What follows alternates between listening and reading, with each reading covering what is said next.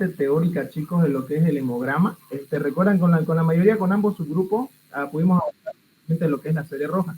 Y nos faltaba abarcar lo que es la serie blanca. Y este es de mucha importancia, porque como dijimos,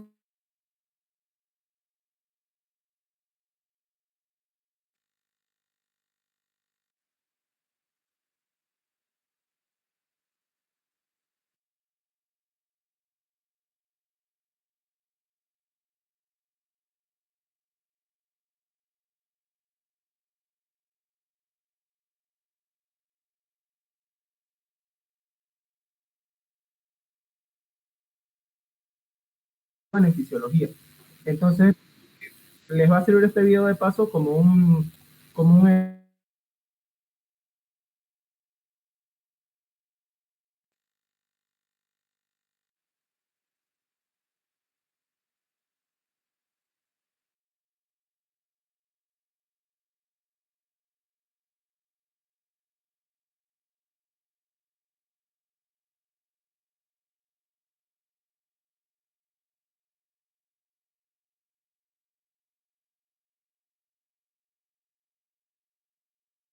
blanco, y tenemos las plaquetas. Y como sabemos, las tres funciones de los eritrocitos ya la vimos. Son un tamaño upper, el cual impide que haya básicamente un aumento muy brusco del pH o un descenso muy brusco del pH. También puede hacer lo que es el transporte de oxígeno, y tenemos también que lleva una enzima muy importante. ¿Alguien se acuerda cómo se llama esa enzima que llevaba el eritrocito? ¿Alguien se acuerda cómo se llama la enzima? Es parte de las tres funciones del eritrocito. La anhidrasa carbónica, que esa anhidrasa carbónica nos permite llevar el dióxido de carbono en el glóbulo rojo. Entonces tenemos esas funciones haciendo un repaso por lo que es la serie roja.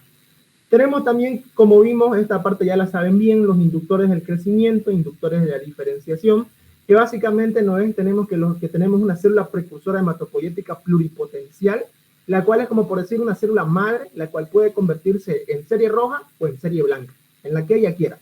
Es como que puede irse a ser un glóbulo rojo, puede ser un monocito, puede ser un linfocito. Esa célula hematopoyética pluripotencial puede ser lo que ella quiera. Y ahí tenemos lo que son los inductores del crecimiento y los inductores de la diferenciación. Que los inductores de la diferenciación básicamente van a ser factores externos, como por decir, digamos, si alguien recibe una puñalada con un cuchillo, digamos, ¿qué es lo que va a pasar básicamente? Sale la sangre, tiene una hemorragia, ¿no? Pierde sangre, y estos inductores de la diferenciación hacen que esa célula hematopoyética pluripotencial se vuelva glóbulo rojo. Y otro caso, por ejemplo, supongamos que tiene una infección, sea bacteriana, sea vírica o sea fúngica. ¿Qué es lo que pasa? Este inductor de la diferenciación no va a ir hacia la serie roja, sino se va a diferenciar en serie blanca, porque es lo que necesita ese paciente en ese momento. Entonces, eso hace que se diferencie, que sea un glóbulo rojo o que sea un glóbulo blanco, hace que se diferencie. Y los inductores del crecimiento básicamente hacen que crezca, como por decir, no sale directamente eritrocito. Primero es un proeritroblasto, después un eritroblasto basófilo, y al final se hace eritrocito, ¿no? Entonces va creciendo consecutivamente, va evolucionando ese eritrocito. Entonces, este inductor del crecimiento, que es la interleucina 3, hace eso. Y el inductor de la diferenciación hace que básicamente se diferencie, para que sea o un glóbulo rojo o un glóbulo blanco. Y luego el que sigue, que va a hacer que siga creciendo, es el inductor del crecimiento, que es la interleucina 3. Esta célula precursora hematopoyética pluripotencial que tenemos acá es la célula madre. Gracias a esta célula nacen estas dos.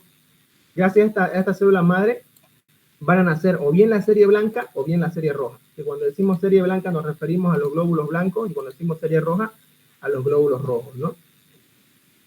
Bueno, prosigamos. La eritropoyetina, que la vimos bien en la clase práctica, que haciendo un breve repaso, la eritropoyetina es una hormona que se fabrica en el riñón, y parte también de la eritropoyetina se fabrica también en el hígado. Como sabemos, el 90% de la producción de eritropoyetina va a estar a nivel renal, y el restante 10% a nivel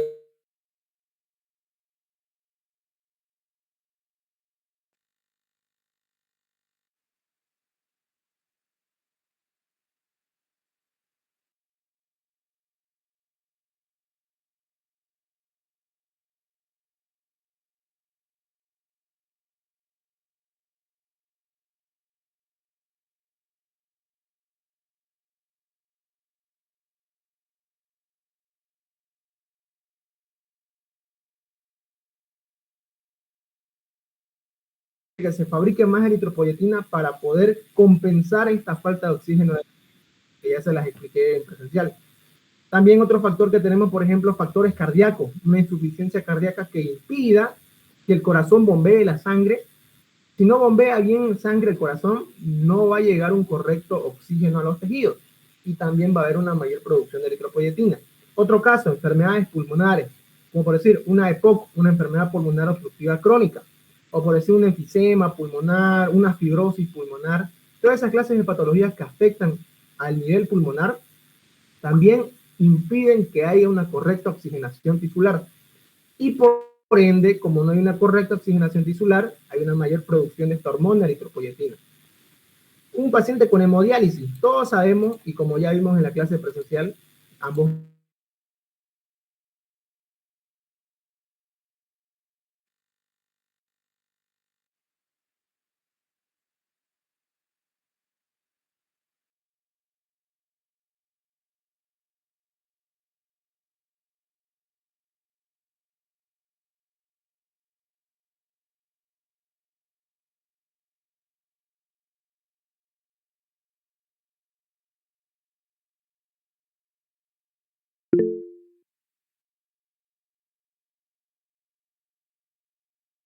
y acá dicen, miren, en un ambiente completo, a las cuantas horas el cuerpo produce eritropoyetina. Acuérdense que básicamente si nosotros llegamos, por ejemplo, ahorita mismo a La Paz, supongamos ahorita que es las 3 de la tarde, llegamos a La Paz, dentro de esas 24 horas hasta las 3 de la tarde del siguiente día, va a haber un pico máximo de eritropoyetina, va a haber demasiada eritropoyetina.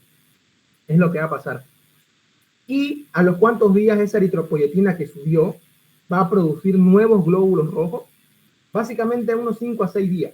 O sea, después de que llegaste a La Paz, unos 5 a 6 días después, ya vas a tener nuevos glóbulos rojos circulando en sangre. ¿Ok? Eso. Y esto acá que ya lo vimos que es la anemia perniciosa y el factor intrínseco, que básicamente, como sabemos, ¿no? Es que para la maduración del glóbulo rojo necesitamos de la vitamina B12 y del ácido fólico. Y este factor intrínseco, como dijimos en la clase presente, este factor intrínseco ayuda protegiendo a la B12 de distintas enzimas digestivas del estómago. Aparte de eso, funciona como un medio de transporte para transportar la vitamina B12 hacia la circulación sistémica. Y la falta de factor intrínseco nos da la anemia perniciosa, como un breve repaso, ¿no? Luego vimos lo que es el hierro, que también vimos en la clase, que básicamente tenemos de 4 a 5 gramos de hierro en todo el organismo. Y el 65% de todo este hierro se encuentra en forma de hemoglobina. Y sabemos que la absorción intestinal de hierro es muy lenta, demasiado lenta, con una intensidad máxima de solamente unos miligramos por día. ¿Esto qué quiere decir?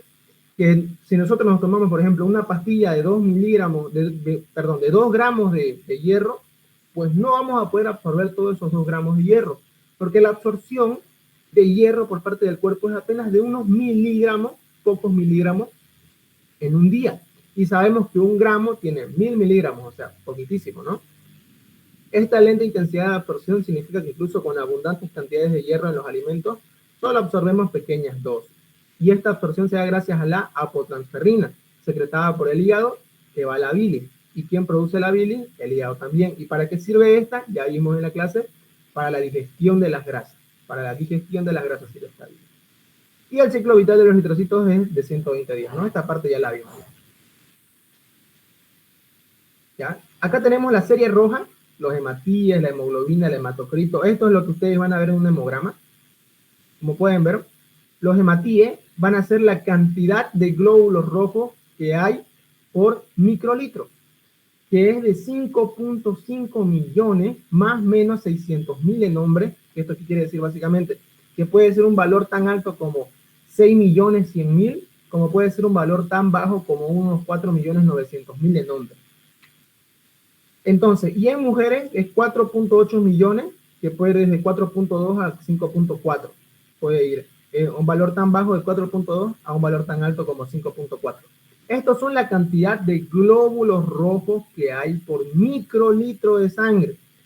Una disminución de estos glóbulos rojos nos puede dar una anemia. Y un aumento, que es lo contrario, nos puede dar una poliglobulia. Pero como les dije en la clase, los hematíes no es como por decir, un parámetro muy exacto para que sepamos si hay anemia. El que es más exacto va a ser la hemoglobina. Que la hemoglobina tenemos que es 16 gramos por decilitro en hombres y 14 gramos por decilitro en mujeres. Que este valor en hombres puede ir de 14 hasta 18, o sea, un valor tan bajo como 14 hasta un valor tan alto como 18 gramos de decilitro. Y en mujeres un valor tan bajo como 12, como un valor tan alto como 16 gramos sobre decilitro. ¿Ok? Por debajo de estos valores de acá se lo considera una anemia. ¿Por qué? Porque la hemoglobina es esa proteína que gracias a ella es que el glóbulo rojo puede llevar el oxígeno. ¿Ok? Luego tenemos el siguiente parámetro, que es el hematocrito. El hematocrito básicamente, ustedes saben que cuando nosotros tenemos en un tubo, que es este tubo de acá, en un tubo ponemos sangre y le ponemos anticoagulante, o EDTA también le dicen, y lo vamos a ver, digamos, cuando hagamos el experimento de hematocrito, y en una microcentrifugadora lo ponemos. Básicamente, esa microcentrifugadora, al mover este tubo de ensayo, básicamente va a hacer que la porción forme de los glóbulos rojos asiente hacia abajo, al medio las células blancas y las plaquetas, y arriba el plasma, que es la porción líquida de la sangre. En cambio, los glóbulos rojos es la porción forme. Este plasma es un valor de alrededor del 60%, y estos glóbulos rojos se lo tiene alrededor de un valor de 40%, pero eso dista, ya que en hombres es 47% y en mujeres es 42%. Un aumento del hematocrito nos puede dar una poliglobulia y una disminución anemia. Por si acaso, el hematocrito no me cuenta ni el glóbulo blanco ni el plasma, nada de eso. El hematocrito únicamente me va a contar glóbulos rojos, nada más. Porcentaje de eritrocitos. Y el porcentaje normal, o sea, global que van a pillar en el Guyton es de 40-45%, un estimado. Entre esos parámetros tiene que andar universalmente, ¿no? Pero en hombres se prefiere 47% y en mujeres 42%. ¿Ok? Sigamos. Volumen corpuscular medio. Este volumen corpuscular medio nos va a servir ¿para qué? Para evaluar el tamaño del eritrocito, o sea, si es grande o si es pequeño o si está en su tamaño normal. Para eso nos va a servir la BSM, que es volumen corpuscular medio. Que básicamente el volumen corpuscular medio va a ser el normal de 80 a 100 femtolitros. ¿Ok? Tenemos que por debajo de 80 va a ser una anemia microcítica, por arriba de 100 va a ser una anemia macrocítica y entre 80 a 100 anemia normocítica. ¿Cómo sacamos eso? Únicamente teniendo el valor del hematocrito y de los hematíes y multiplicándolo por 10 pueden sacar este valor. ¿Cómo lo hacen? Básicamente aquí miren hay una ecuación, el 47% de un paciente es su hematocrito y lo van a dividir entre la cantidad de hematíes que hay por microlitro, que en este caso es 5.5. Claro que esto no se lee de 5.5, ¿no? Es 5.500.000, pero cuando ustedes pongan en la calculadora, cuando ustedes pongan en su calculadora, no van a poner 47 dividido entre 5.500.000, no. Van a poner 47 dividido entre 5.5. Lo dividen eso y lo que sale el resultado de la división entre 47 y 5.5 lo multiplican por 10 y ahí el resultado le va a salir un número y ese número lo ponen en femtolitros, que sería 85 femtolitros. ¿Ok? Así se saca, es sencillo, únicamente teniendo al hematocrito y a los hematíes. Cuando tengo oringa voy a ver, creo que hay gente que quiere entrar a la clase. ¿Se ve lo que estoy proyectando, no, chicos? Sí. Ya. ¿O si puede habilitar el permiso para grabar? Creo que ¿estás grabando, Lucas? Sí, a usted. Está grabando, Lucas, no se preocupen, él lo va a subir igual al grupo de Telegram que tenemos. Ok, no se preocupen. Muy bien, voy a seguir. El volumen corpuscular medio, como dijimos, nos va a servir para ver el tamaño del eritrocito. Si es muy grande, muy pequeño o normal. Esto nos va a permitir determinar si es una anemia macrocítica, normocítica o microcítica. Únicamente qué valores vamos a necesitar: el hematocrito y los hematíes. Con la fórmula que ya les dije.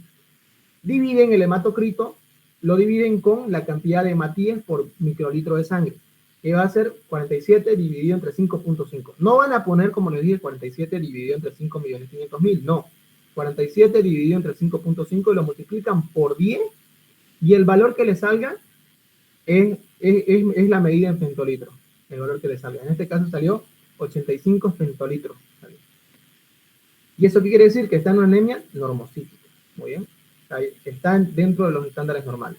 Y acá tenemos causas de cada tipo de anemia. Por ejemplo, en este caso, si fuera una anemia normocítica, tenemos en posibles diagnósticos que sea una anemia hemolítica en la médula ósea. Si es microcítica, podemos sospechar de una sideroblástica, de una ferropénica o de anemia talasémica. Y si es macrocítica, podemos sospechar de megaloblástica y no megaloblástica. Básicamente, estas megaloblásticas, si leen un poco en el Guyton, se debe a un déficit de vitamina B12. No hay una correcta maduración. Bien, ya. Cualquier duda o pregunta me avisa. Luego tenemos la hemoglobina corpuscular media, que esta hemoglobina corpuscular media nos va a servir para medir la hemoglobina que se encuentra en un solo eritrocito. En un solo eritrocito, ¿ok? Entonces, ¿cómo sacamos esta medida? Esta medida ya no va a ser en femtolitros como el BCM, esta medida va a ser en picogramos. Agarramos la hemoglobina del paciente, que sería 16 en este caso, y lo vamos a dividir entre la cantidad de hematíes, que es 5.5. Entonces dividen 16 dividido entre 5.5, y el resultado que le salgan lo multiplican por 10, y ese resultado son los picogramos del paciente. En este caso, este paciente tiene 29 picogramos. ¿Ok? Y lo normal es que tenga entre 27 a 31 picogramos.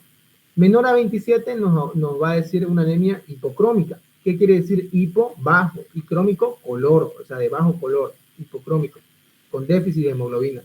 Y si es por encima de 31 nos indica una anemia hipercrómica. ¿Ok? Muy bien. Entonces, esta fórmula es sencilla, eso ya se los expliqué en clase a los dos grupos. Esto es solamente un repaso para que puedan practicar cuando quieran ver la clase grabada. Y luego tenemos la concentración corpuscular media de hemoglobina, que en esta concentración corpuscular media de hemoglobina vamos a evaluar la cantidad de hemoglobina, pero ya no solo de un eritrocito, como acá, como en esta acá que evaluamos de un solo eritrocito. En esta acá vamos a evaluar la hemoglobina de varios eritrocitos, ¿ok? ¿Y cómo lo vamos a hacer? Con la siguiente fórmula. Agarramos otra vez la hemoglobina del paciente y lo vamos a multiplicar por 100, vamos a dividir con el hematocrito. Por ejemplo, la hemoglobina es 14, por ejemplo. Ese 14 lo multiplicamos por 100, que sale unos 1400, ¿no? Debe ser el calculador. Multiplicamos, entonces 14 le ponemos, que es la cantidad de hemoglobina por decilitro, lo multiplicamos por 100, que sale 1400, y luego lo vamos a dividir entre la cantidad del hematocrito, que es 5.5. Y luego el resultado de esa división es lo que le sale en la cantidad de gramos por decilitro. ¿Ok? Muy bien. Y una alteración de esto nos puede dar una esferocitosis hereditaria o hemoglobinopatía, nos hace sospechar. Y luego tenemos la amplitud de distribución eritrocitaria, que es un análisis de la variación que existe de los tamaños del eritrocito. Aquí ya no medimos la que es hemoglobina, acá medimos una variación que existe en el tamaño de los eritrocitos, o sea, de muchos eritrocitos. Cuando vimos la BCM, que es el volumen corpuscular medio, estábamos evaluando el tamaño de un solo eritrocito. En cambio, en este RD de varios, de un grupo en general. Por eso se dice amplitud de distribución eritrocitaria. Y es un análisis de variación que existe de los tamaños de los eritrocitos, que va viendo la variación que hay entre cada eritrocito que se encuentra en la sangre. Y acá no hay una fórmula, esto se lo da el estudio, que es básicamente 13 más menos 2, que puede ir entre 11 a 15%, la RD. Y luego tenemos los reticulocitos, que básicamente van a ser la forma inmadura de los eritrocitos. ¿Y nos sirve para qué? Para valorar si la anemia, o sea, la forma fisiopatológica de la anemia es regenerativa o arregenerativa, para ver si hay una falla en la médula ósea. Porque la médula ósea es la cual donde se van a producir estos glóbulos rojos y van a ir madurando hasta la forma de eritrocito. Pero recuerden que un reticulocito es la forma inmadura del eritrocito. Entonces, si hay una gran cantidad de reticulocitos, ¿qué nos quiere decir?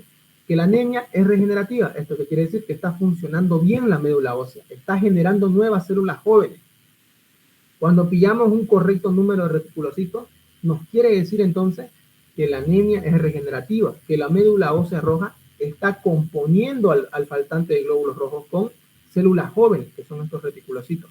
En cambio, si es arregenerativa, o sea, cuando está por debajo de 35.000, quiere decir básicamente que la médula ósea roja está funcionando mal, que hay algo mal, que no está generando nuevas células jóvenes, que son estos reticulocitos.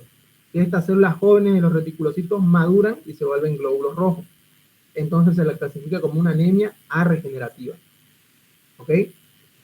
Y luego tenemos la alteración en la forma que tenemos en esferocitos, electrocitos, dacriocitos, histocitos, estomatocitos, llanocitos, acantocitos y células falciformes o trepanocitosis.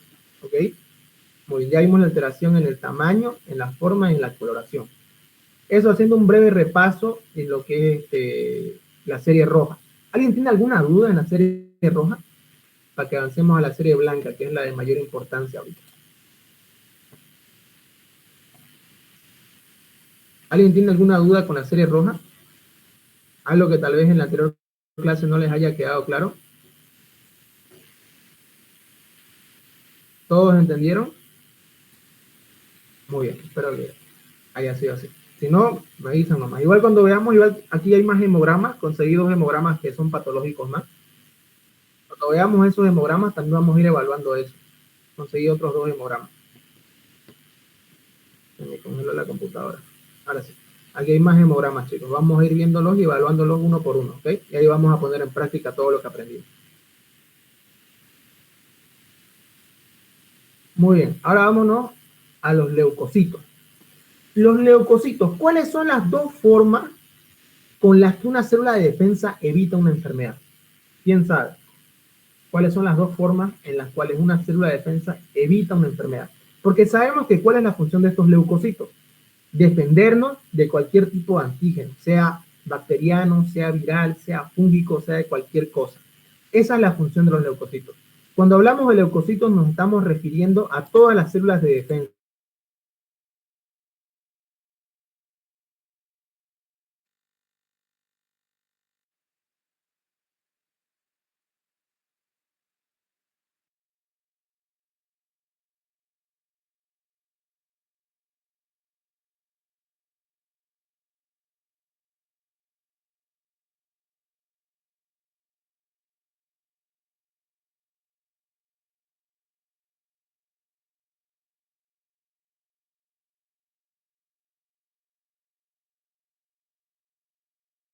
Eso es fagocitosis. Viene una célula de defensa, ejemplo, un neutrófilo, y se pilla una bacteria, por decir un estreptococo, un estafilococo, etcétera, ¿no es? Se la pilla, ¿y qué hace esta célula de defensa? La engulle, la devora. Eso es fagocitosis. Esa es una de las formas en las cuales nos va a defender nuestras células de defensa. Otra forma que nos puede defender es formando anticuerpos y linfocitos sensibilizados. ¿Qué célula de defensa nos da los anticuerpos? ¿Quién sabe? Auxi, ¿Sí? ¿será que puede volver a repetir todo lo que dijo? Es que se le cortó y no escuchamos nada. ¿Se cortó? Sí, sí. Sí, eso quería decirle también. A mí también se me cortó desde que comenzó a hablar, digamos, de las 2 medidas de defensa. Ya. Bueno, vuelvo a decir entonces. Las 2 medidas de defensa que tenemos puede ser porque mi computadora es muy lenta, no sé por qué. Que las 2 formas de defensa que tenemos en el cuerpo va a ser mediante la fagocitosis, que la fagocitosis básicamente, ¿qué es? Para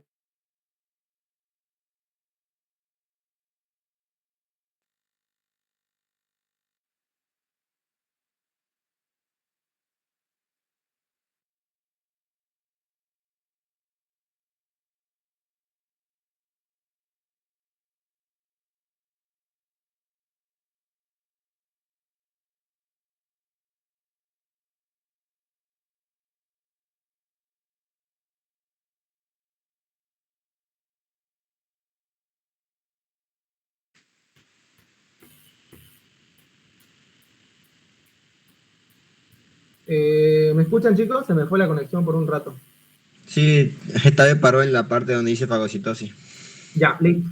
Entonces, volviendo a recapitular, les estaba diciendo que ¿qué es la fagocitosis? Básicamente la fagocitosis es como engullir. Eso es la fagocitosis. Cuando viene una célula blanca, sea un neutrófilo, un basófilo, un eosinófilo, y agarra y engulle, se lo traga a la bacteria, sea un estafilococo, un estreptococo, lo que sea, lo engulle y lo traga.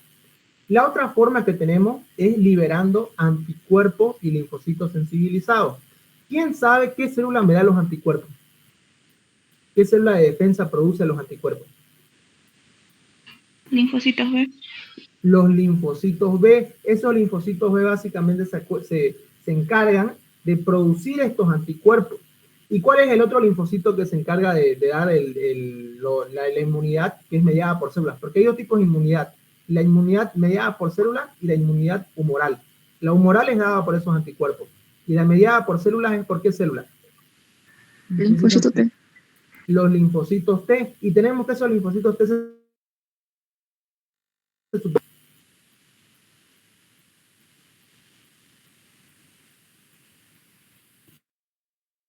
¿Se escucha, chicos? ¿Hola? ¿Se escucha?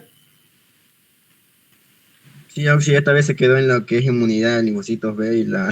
La inmunidad de los linfocitos B básicamente va a ser la inmunidad humoral. A esto le llamamos inmunidad humoral, a lo que es mediado por los linfocitos B, o sea, por los anticuerpos. Ahora, la inmunidad mediada por célula, ¿por qué linfocitos B?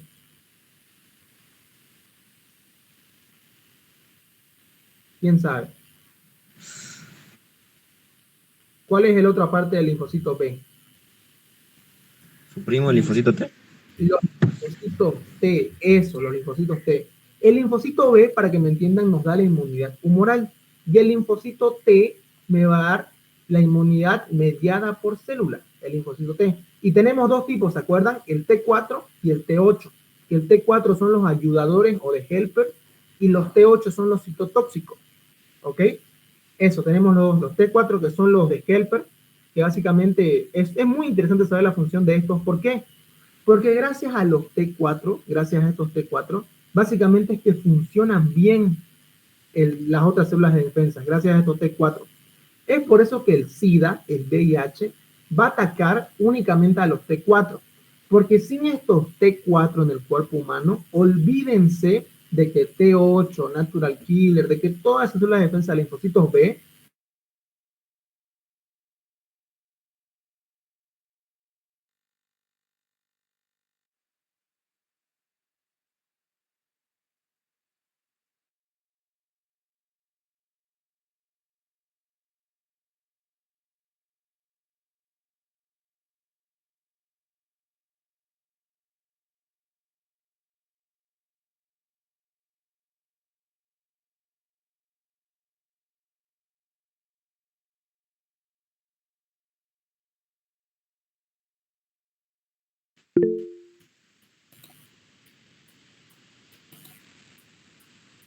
Hola, Auxi.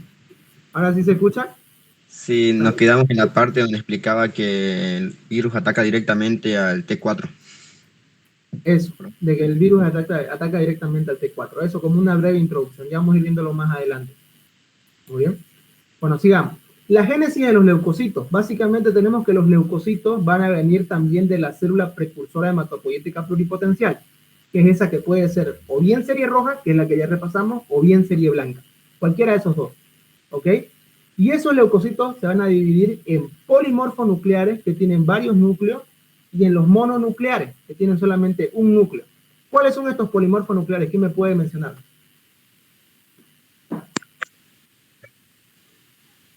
Los polimorfonucleares. ¿Cuáles son los polimorfonucleares? Basófilo, neutrófilo y eosinófilo. Eso, muy bien. ¿Y los mononucleares cuáles son? Linfocito y monocito. Linfocito y monocito. Muy bien. Estas células de defensa que nosotros tenemos en el cuerpo tienen un tiempo de vida determinado. Como por ejemplo, todos los granulocitos que son neutrófilo, basófilo, eosinófilo, que ustedes mencionaron, más o menos de unas 4 o 8 horas viven en sangre. De unos 4 o 8 horas en sangre. Y si van a un tejido, pueden vivir hasta 4 a 5 días, dependiendo. Pero esto puede bajar en caso, digamos, que haya una infección. Y lo mismo con lo que son los monocitos. Que estos monocitos son la forma inmadura. ¿Por qué se le dice que son la forma inmadura? Porque ¿cuándo madura un monocito, chicos? ¿Quién sabe? ¿Cuándo madura el monocito? Cuando llega a una zona específica, sí. Exacto, muy bien. Cuando llega a una zona específica, los monocitos llegan a madurar. Como por ejemplo, estos monocitos reciben distintos nombres dependiendo del lugar. si están digamos, en la piel, en la parte del epitelio, ¿cómo se llaman estos monocitos? ¿Alguien Osteocitos. sabe? ¿Cómo? Osteocitos, si no me equivoco, Oxy. No, histiocito. Histiocito, o también llamados macrófagos tisulares en la piel. Perdón. ¿Y cómo se llaman los macrófagos que pillamos en los pulmones? Porque estos monocitos migran hacia distintos tejidos, van a migrar hacia distintos tejidos, y ahí maduran. Cuando madura, por ejemplo, en la piel, se llama histiocito. Y cuando el monocito va a madurar al pulmón, ¿cómo se llama? Neumocitos. ¿Cómo?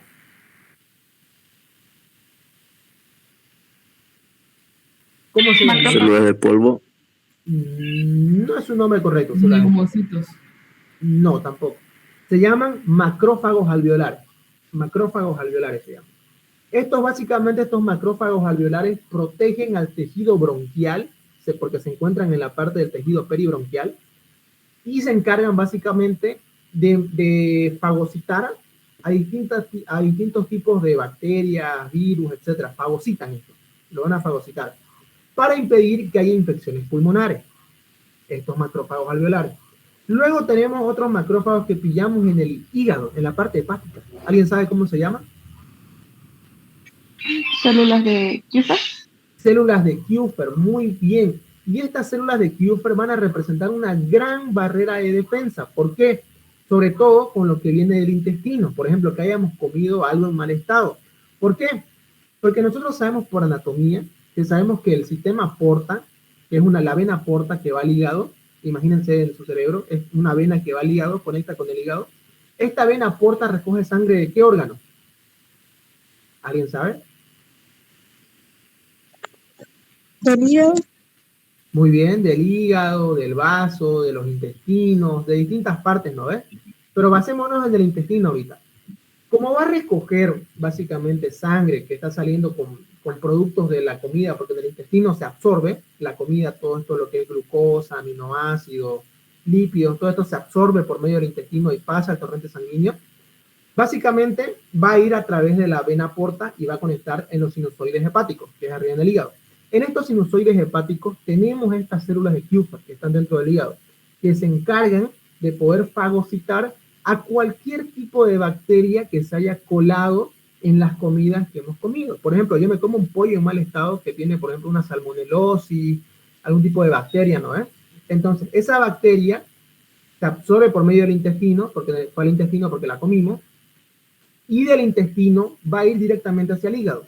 Y ahí en el hígado, porque pasa la sangre por el hígado, ahí en el hígado, es donde van a ver estas células de Kupffer, y van a encargarse de poder fagocitar. Y les voy a mostrar con un dibujo.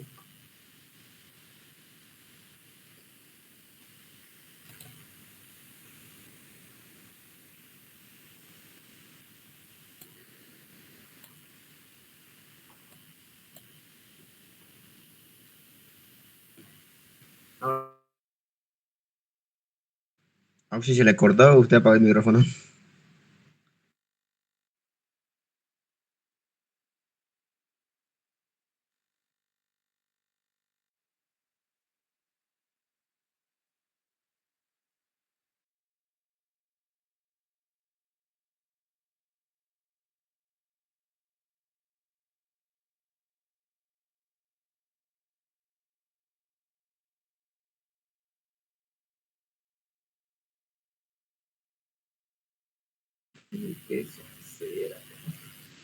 Ahora sí se me escucha. Se me volvió a cortar otra vez. Sí, no se preocupe.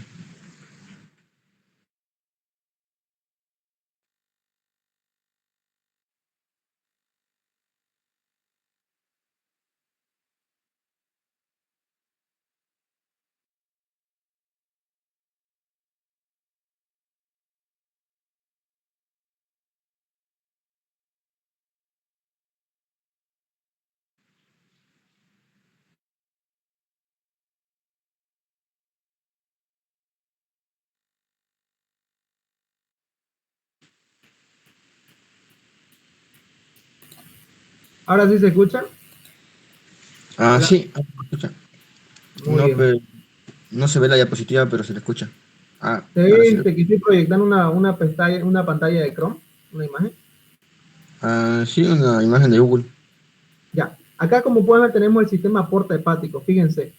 Básicamente acá, toda esta sangre que está en los intestinos, básicamente es recogida y va hacia el hígado. ¿Ok? Entonces, todo lo que absorbe el intestino, todo lo que absorbe acá, fíjense, del intestino, todo lo que se absorbe en el intestino, va directamente a esta vena y va a subir directamente al hígado. Esa es su función. Todo lo que comemos, todo lo que vamos a comer del intestino, básicamente acá el intestino viene bajando, es recogido por esta vena de acá, estas venas portas que va a ir acá y va a subir hasta el hígado. Si nosotros comimos algo en mal estado en el intestino, por ejemplo, un pollo en mal estado que tiene una salmonelosis, esa bacteria va a ser absorbida en conjunto con el alimento y va a ser llevada hasta el hígado. Acá en el hígado, dentro de este hígado acá, tenemos las células de Kupffer.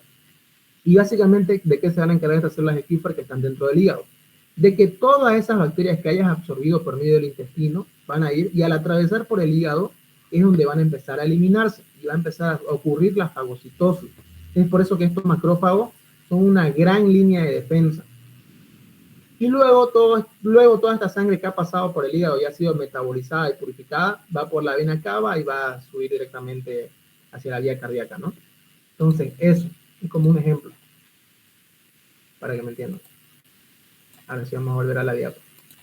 Voy a tratar de no cambiar tanto porque mi internet está mal al parecer.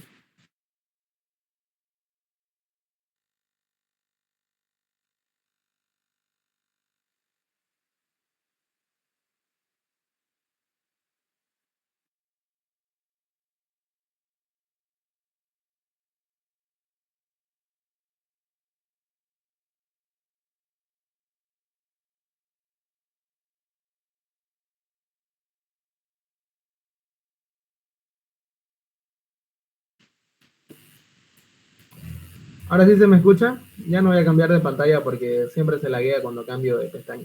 Sí, ahora ¿Se ve mi sí, diapo? sí se le ve en la diapo de leucocitos. Ya, Ah, muy bien. sí. ¿Sí? ¿No sería mejor que la grabe la clase y la mande? Bueno, vamos a seguir, de todas formas va a estar grabada, ¿no? De todas formas. Ya después la ven igual. Bueno, vamos a hacer. Tenemos que estos leucocitos de acá, como dijimos, van a ser parte de las células de defensa. Y ya vimos lo que son los puntos de las dos formas en las que se evita esto, el ciclo de vida. Y estos leucocitos entran a los tejidos por medio de algo llamado la diaperesis, ¿ok? Y luego la fagocitosis, que ya explicamos que la fagocitosis va a ser básicamente cuando engullen. Y esto va a ser dado por los polimorfonucleares, como ser los neutrófilos, los basófilos, los eosinófilos, y también por el monocito, que es un mononuclear, ¿ok? ¿Hay diferencias entre fagocitosis de un neutrófilo y un monocito? Hay diferencias, sí. ¿Por qué? Porque un neutrófilo es capaz de fagocitar, por ejemplo, un ejemplo de 3 a 20 bacterias. En cambio, un monocito que ya está maduro y que es un macrófago ya maduro, va a ser capaz de digerir hasta 100 bacterias. ¿Me entienden? Entonces, es mucho más potente en digestión un monocito maduro, que ya es un macrófago, a un neutrófilo. Es mucho más potente. Aparte de eso, ¿cómo hacen la fagocitosis?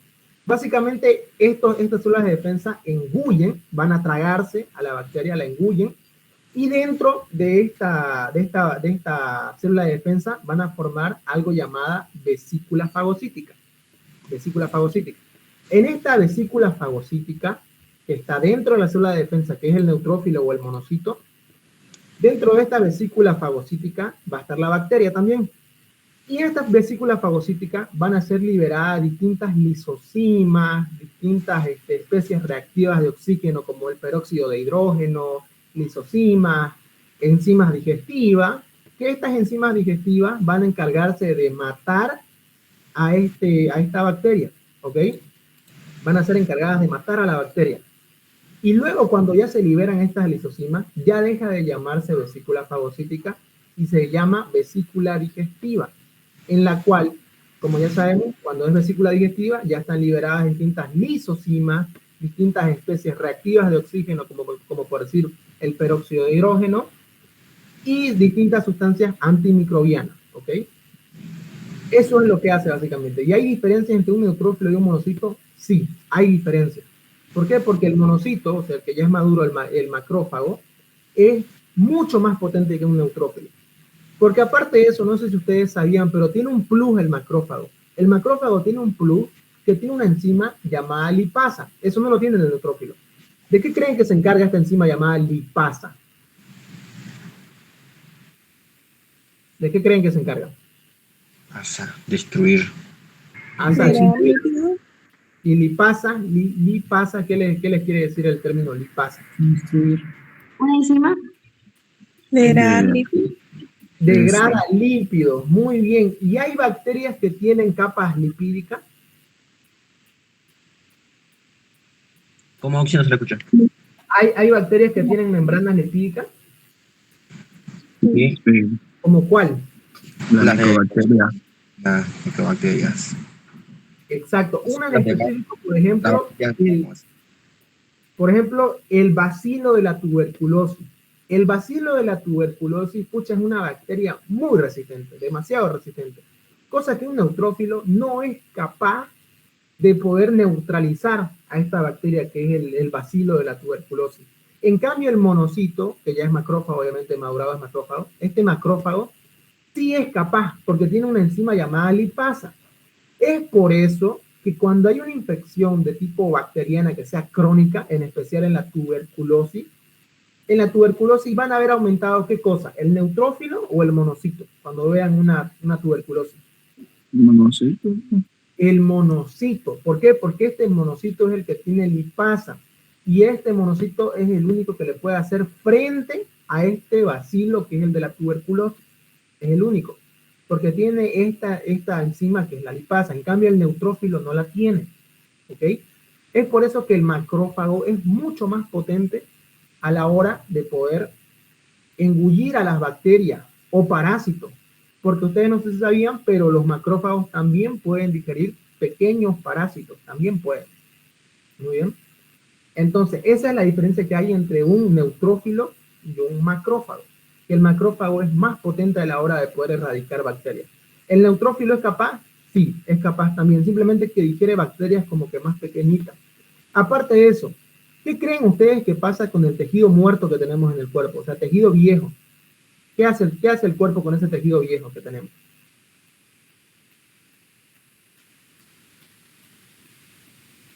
Con el tejido viejo que tenemos en el cuerpo, o necrótico, o que no sirva, los macrófagos también son encargados de engullir estas células que ya no nos sirven. También los macrófagos, porque tienen una gran capacidad para hacer esto. En cambio, los neutrófilos es más que todo para bacterias de pequeño tamaño, más que todo. En cambio, los macrófagos son mucho más capaces a la hora de examinar esto. Es por eso que, ¿cuál es la primera línea de defensa del cuerpo? Es una pregunta que hace el doctor Méndez en sus parciales. ¿Cuál es la primera línea de defensa en el cuerpo? ¿Quién sabe? Después de esto que ya les expliqué. ¿Cuál es la primera línea de defensa? La piel y mucosa. Si hablo de células, de las células blancas me refiero. ¿Cuál es la primera Neutrófilo. línea? ¿Será el neutrófilo? Porque como usted lo dice. ¿Eosinófilo? No. ¿Cuál es la primera línea de defensa si hablamos de células blancas? ¿Cuál es la primera línea de defensa del cuerpo? Monocitos. Los macrófagos tisulares. Todos los macrófagos que se encuentran dentro del cuerpo. Por ejemplo, si ustedes agarran y se cortan, por ejemplo, van a ver un montón de bacterias oportunistas que van a querer entrar a través de esa abertura que se hicieron en la piel porque se cortaron. ¿Y qué macrófago va a entrar en acción como primera línea de defensa? Ustedes se cortaron la piel, se cortaron con algo y dejaron una herida expuesta. O sea que pueden entrar por ahí. ¿Cómo se llama el macrófago que está en la piel? Macrófagos tisulares. Tisulares o ichtiocytos. Esos ichtiocytos son la primera línea de defensa del cuerpo. Siempre los macrófagos tisulares son la primera línea de defensa del cuerpo. La segunda línea de defensa del cuerpo ya recién en los neutrófilos. Porque estos macrófagos van a llamar a más células de defensa, a esa parte que está herida. Que ya ahí es donde vienen los neutrófilos, donde van a venir una invasión de neutrófilos. ¿Ok? Esa es la segunda línea de defensa. La segunda línea de defensa, que ahí ya serían la invasión de neutrófilos. ¿Ok? ¿Se entendió? Sí, Auxi. Exacto, entonces eso es lo que hace. ¿Ok? Que estos monocitos van a ser en distintos tejidos. Por ejemplo, si vemos a nivel de la piel, histio o macrófago tisular. A nivel del pulmón, macrófago alveolar. A nivel del hígado, células de Kupffer. A nivel a niveles del sistema nervioso central, ¿cómo se llama? ¿Quién sabe? En el sistema nervioso central, o sea, en la parte encefálica, digamos. Microglia.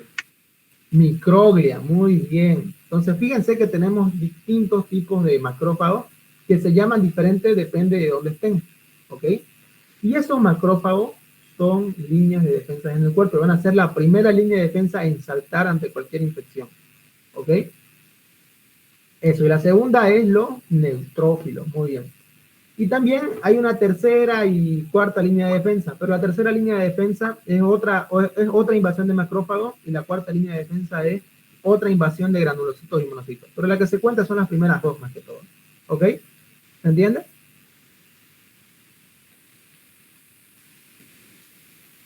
¿Se entiende, chicos? Sí, Auxi. Muy bien, vamos a seguir. Creo que se me frició. A ver. Este es el porcentaje: neutrófilos, linfocitos, monocitos, eosinófilos y basófilos. Tengan en cuenta esto, chicos, que siempre, por ejemplo, si el neutrófilo se sube a 80%, ¿será que los linfocitos van a estar en 30 a 35%? Si el neutrófilo se sube a 80%. No. No. ¿Por qué? Porque no puede haber un valor, por ejemplo, que sea neutrófilo 80 y linfocito 30 y 110%. No. Siempre que una célula de defensa se sube, ya sea neutrófilo, linfocito, monocito, eosinófilo o basófilo, siempre que una de estas se suba, las otras inmediatamente bajan. Porque no puede haber un 110%, un 150%, no. Siempre que una de estas se suba, la otra inmediatamente baja. ¿Ok? Y los leucocitos, el 100% es de 6.000 a 10.000 leucocitos por microlitro. Cuando ustedes lean un hemograma, nunca tienen que decir 9.1, por ejemplo. ¿Cómo tienen que decir? Si es que ven en el hemograma 9.1. ¿Cómo tienen que decirlo? Yo les pido que lean el hemograma.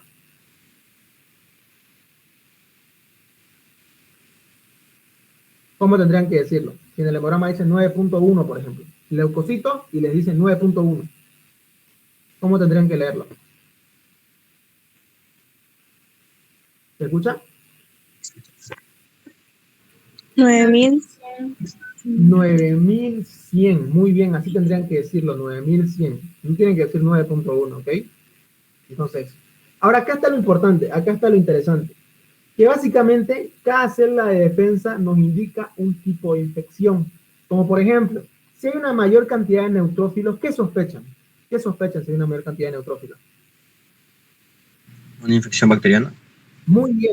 Y si hay una mayor cantidad de linfocitos, ¿de qué sospechan? Infección viral. Una infección viral. Y si hay una mayor cantidad de eosinófilos, ¿de qué sospechan? Infección parasitaria. De infección parasitaria. Muy bien. Y si hay una mayor cantidad de basófilos, ¿qué pueden sospechar? Alergias. Alergias. Muy bien. ¿Por qué alergias? ¿Qué tendría que ver el basófilo con reacciones alérgicas y de hipersensibilidad? ¿Con la histamina? Por la histamina, muy bien, porque recuerden que los mastocitos, que son los que producen la histamina, no son los únicos. Aparte de los mastocitos tenemos los basófilos, que también producen histamina. Entonces, estos basófilos los podemos asociar a lo que es reacciones alérgicas o reacciones de hipersensibilidad a fármacos, etcétera, ¿no? Cuando lo vemos elevado. Y los eosinófilos lo vamos a asociar más que todo a infecciones parasitarias. También se los asocia un poco cuando, digamos, descartamos que haya infección parasitaria, se los puede asociar también con reacciones alérgicas. También a estos eosinófilos también se los puede asociar con reacciones alérgicas. Podemos sospechar de asma, que es una reacción alérgica, o de alguna alergia a cualquier cosa en la piel, digamos. También se los puede asociar a los eosinófilos. ¿Ok? Muy bien, acá tenemos el valor. Tenemos que cuando los glóbulos blancos van a estar de 6.000 a 10.000 es lo normal. Y cuando está por arriba de 10.000 se le denomina leucocitosis. Aumento, leucocitosis. Y la disminución es leucopenia. ¿Ok? Leucopenia. Y leucocitosis es un aumento. ¿Y por qué se puede dar la leucocitosis? Puede ser por infecciones bacterianas, fúngicas o virales. Cualquier proceso inflamatorio, dolor agudo, leucocitosis fisiológica en recién nacidos y en embarazadas. ¿Ok? Y la leucopenia en sepsis, virus, enfermedades autoinmunes o aplasia medular, o sea, cuando hay una falta de función de la médula. ¿Cuándo se considera leucopenia? Cuando tenemos por debajo de 4.000 leucocitos por microlitro. Y leucocitosis cuando tenemos por encima de 10.000 leucocitos por microlitro. ¿Por qué creen que puede haber una leucocitosis fisiológica en un recién nacido? ¿Por qué creen? Porque el recién nacido no presentaba ningún tipo de... O sea, llega, ¿cómo decirlo? Nace y automáticamente su sistema inmune se enfrenta a distintos tipos de microorganismos que más antes no había cuando estaba dentro de su mamá. Exacto, muy bien, porque adentro de la madre pues era una parte estéril, ¿no? En la cual no tenía batalla con ningún microorganismo. En cambio, cuando sale al externo, ya en el mundo externo tenemos pues pucha un montón de virus, bacterias en el aire, en donde tocamos, en las puertas, etcétera. Entonces, el niño, como es una hoja en blanco básicamente su sistema inmune, no sabe nada aún, es propenso a agarrar cualquier tipo de infección, tanto bacteriana como viral. Es por eso que hay una leucocitosis fisiológica. Se elevan sus leucocitos fisiológicamente en los recién nacidos y en las embarazadas también. ¿Ok? Muy bien. Ahora vamos a ir repasando lo que es célula blanca por célula blanca. El neutrófilo, como sabemos, pertenece a los polimorfos nucleares y un aumento nos puede dar una neutrofilia y una disminución nos puede dar una neutropenia. Acá en la neutrofilia vamos a tener que puede ser causante de infecciones de tipo bacteriana, sobre todo. ¿Cómo se llama la desviación que es para hacer una infección bacteriana? Desviación a la izquierda. Desviación a la izquierda. Es muy importante que sepan eso, porque cuando ustedes lleguen a tercer, a cuarto año, directamente los doctores le dicen, o de plano le pasan el hemograma para que ustedes le digan qué tipo de desviación es, o de plano le dicen, doctor, el paciente tiene una desviación a la izquierda. ¿Qué es? Te preguntan, porque ellos asumen que vos ya sabés. Entonces, ustedes tienen que saber que una desviación a la izquierda se refiere a una infección bacteriana. Y una desviación hacia la derecha, Una infección viral. una infección viral. Muy bien, eso tienen que tenerlo muy en cuenta a la hora de un hemograma. Tenemos que tenemos las neoplasias hematológicas, también eso es causante de una neutrofilia, una leucemia mieloide crónica, que estas leucemias básicamente van a ser como el cáncer que tenemos en la sangre, que básicamente que esta leucemia mieloide causa que haya una mayor cantidad de neutrófilos. ¿Ustedes creen que esto es correcto? ¿Que haya más neutrófilos en la sangre? ¿Qué dicen? ¿Cómo se puede repetir la pregunta? Ustedes creen, digamos, porque la leucemia, ¿qué hace? La leucemia hace básicamente que haya una cantidad monstruosa de células blancas. ¿Ustedes creen que esto es bueno? Porque a mayor células de defensa, mayor defensa, digamos. ¿Ustedes creen que es bueno o malo? Que tengamos un aumento exagerado de células de defensa. Exagerado. ¿Sería malo o bueno que haya Malo. mucha más cantidad de células? ¿Por qué malo? ¿Por qué? Todo tiene un porqué. Porque va a bajar los glóbulos rojos, pudiendo causar anemia y otras patologías más. No tanto a eso. No es tanto el factor determinante ese. ¿Cuál creen que sea el factor determinante? O sea, ¿por qué es malo? Enfermedades autoinmunes. Sí, entra dentro de una de las causas, pero más que todo, ¿saben por qué? Porque básicamente el cuerpo, para producir estas células blancas, necesita materia prima. ¿Y la materia prima qué es? Es todo lo que comemos, todas las proteínas, la glucosa, todo eso lo descompone y lo usa como fuente energética para poder producir estos nuevos glóbulos blancos. Entonces, como hay una producción extremadamente exagerada de células blancas, también va a haber una alta demanda de consumo energético. Y este desbalance que causa, porque va a agarrar y se va a comer distintos tipos de factores energéticos del cuerpo, este desbalance que hay hace que se debilite terriblemente el cuerpo humano. Porque así como va a haber una excesiva producción de glóbulos blancos, va a haber también una excesiva demanda de productos energéticos para la producción de estos nuevos neutrófilos. Y esto es al fin y al cabo lo que termina por debilitar al paciente. ¿Ok? Eso es lo que hace. Ya. Linfocitos. Acá está la parte, estos linfocitos, ¿qué clase de inmunidad nos dan estos linfocitos? Dependiendo del linfocito T. No, en general, digo, los linfocitos en general, ¿qué tipo de inmunidad nos dan? Celular. No. Recuerden que tenemos dos tipos de inmunidad. La inmunidad innata es aquella que la que tenemos normalmente, las barreras de defensa, la piel, el ácido clorhídrico, son barreras de defensas naturales, y por eso le llama inmunidad innata. Es algo que con lo que nacemos, es innato. O sea, ustedes nacen y ustedes ya tienen su ácido clorhídrico, tienen su piel, es innato, ya nacen con eso ustedes. Pero será que, pero el otro es la inmunidad adquirida. Que la inmunidad adquirida es aquella que nosotros tenemos cuando estamos enfrente a un agente agresor. Es algo que adquirimos. Por ejemplo, un sarampión. Si nos da una infección viral como el sarampión, el cuerpo procesa esta enfermedad, aprende esta enfermedad y luego cuando vuelva a venir otra vez el sarampión, esto ya no nos va a hacer nada. ¿Por qué? Porque vamos a tener linfocitos especializados en contra de esta enfermedad. A eso le llamamos inmunidad adquirida. Es una inmunidad con la cual no nacemos. Es una inmunidad la cual nosotros vamos a obtener cuando enfrentamos distintos tipos de enfermedades.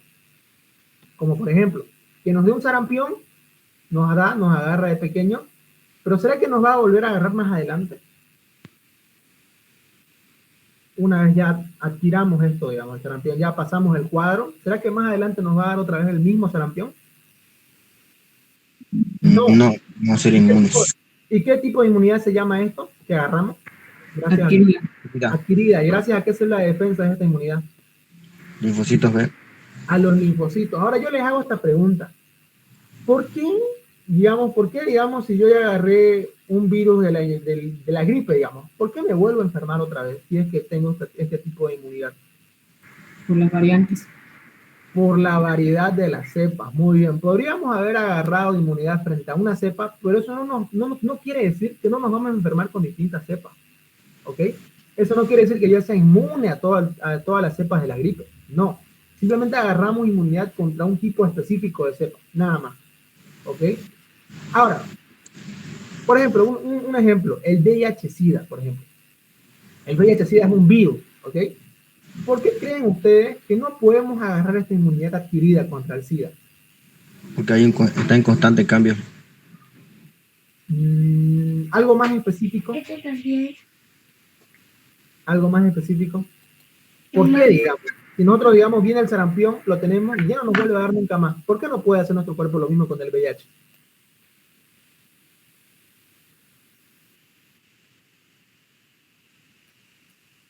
Más que todos saben qué hace el VIH. El VIH básicamente ingresa a una célula y básicamente el VIH toma el control de esa célula. ¿Y qué hace? Que esta célula cree copias virales. Eso es lo que hace el VIH, en simples palabras. Es como para decir, agarra y controla la célula y la célula se encarga de replicar y hacer nuevas copias de los virus. Pero ojo con esto, estas nuevas copias del VIH no son las mismas que la original. No son las mismas, o sea, son copias variadas, ¿me entienden? Entonces el cuerpo no puede agarrar inmunidad contra todas estas nuevas copias que crea el VIH. Es por eso básicamente que el SIDA no podemos agarrar una inmunidad adquirida contra esta. ¿Por qué? Porque el VIH agarra y controla un linfocito y hace que éste genere copias virales, pero estas copias virales son distintas, no es la misma. O sea, puede ser que una copia sea 1A, la otra copia sea 2B, la otra copia sea 3C, la otra copia sea 4A, y supongamos que agarramos inmunidad contra la copia 1A, pero el virus creó copias 2B, y luego creó copias 3C, y luego 4 o 5A, ¿me entienden? Entonces hace copias virales distintas, y es por eso que no podemos agarrar inmunidad contra este virus, porque este virus crea copias distintas, es como la cepa de la gripe que les dije, ¿no? Hay distintas cepas de la gripe, la H1N1, la H3N2, lo mismo. Igual, este virus de la gripe, perdón, este virus del VIH crea copias distintas. ¿Se entendió? ¿O alguien no le entendió esa parte? ¿Se entendió, chicos?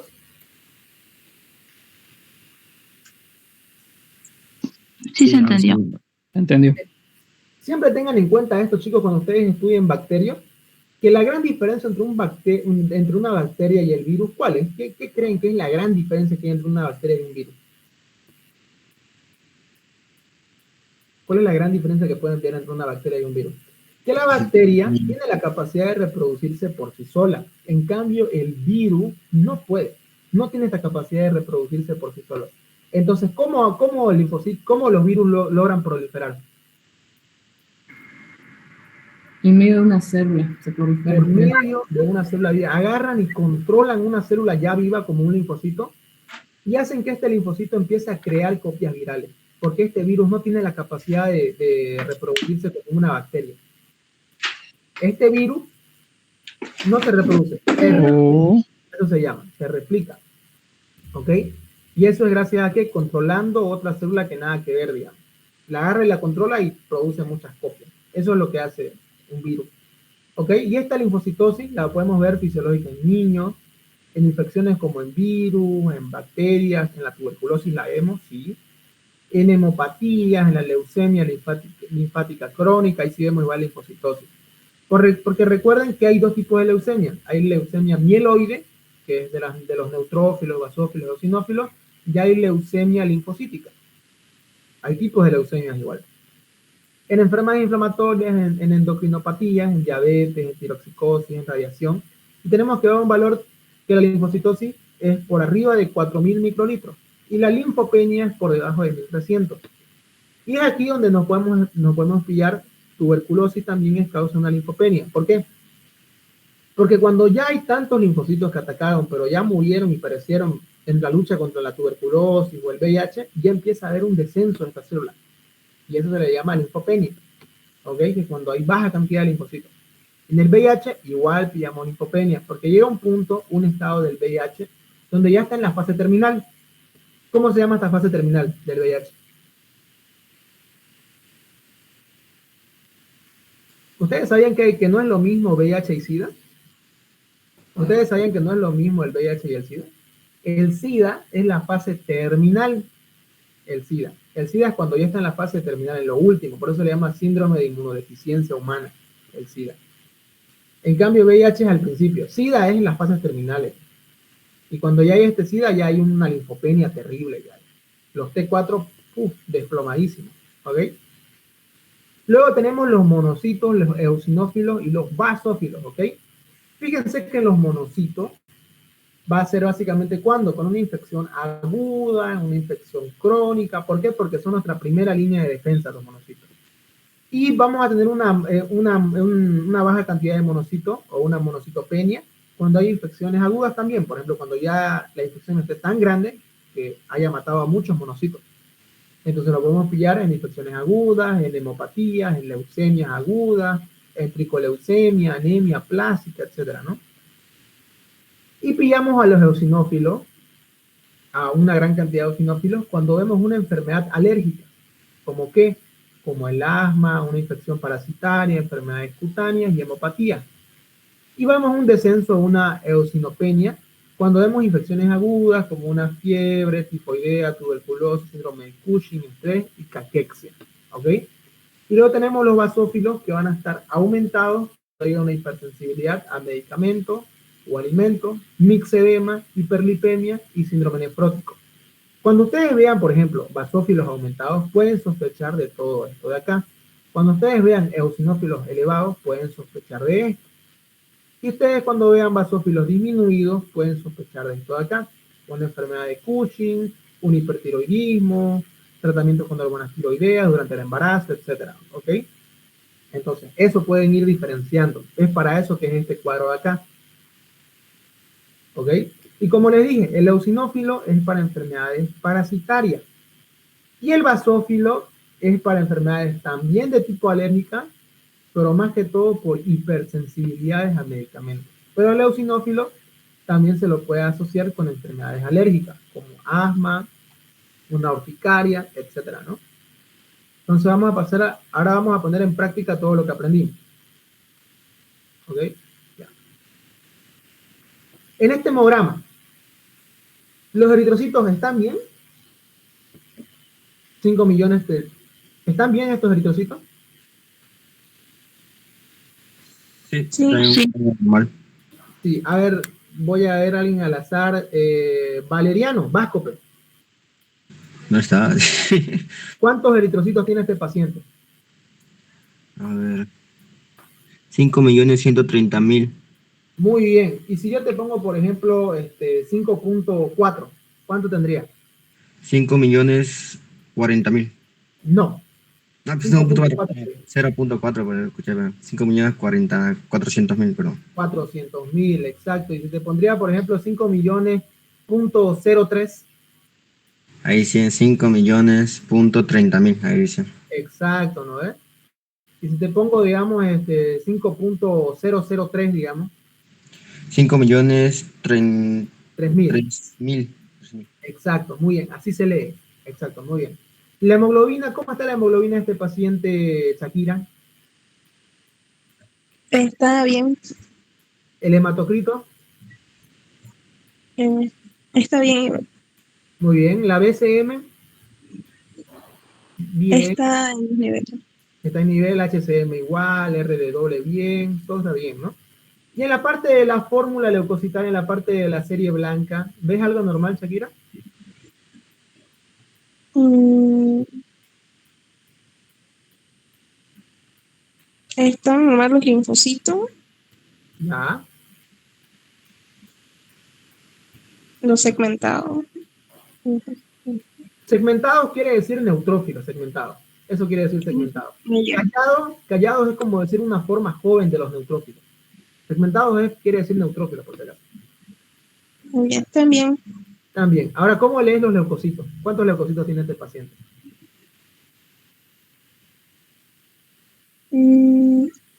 Allá, 9.100. 9.100. Muy bien, esa es su cantidad de leucocitos. Entonces, ¿sospechas algún tipo de infección en este paciente? No, está dentro de lo normal. Todo ok, ¿no? Todo ok. Está bien su hemograma, no tiene anemia, no tiene nada de esto. Sus plaquetas igual están bien, su serie blanca igual. Continuamos con el otro hemograma. Muy bien, a ver. A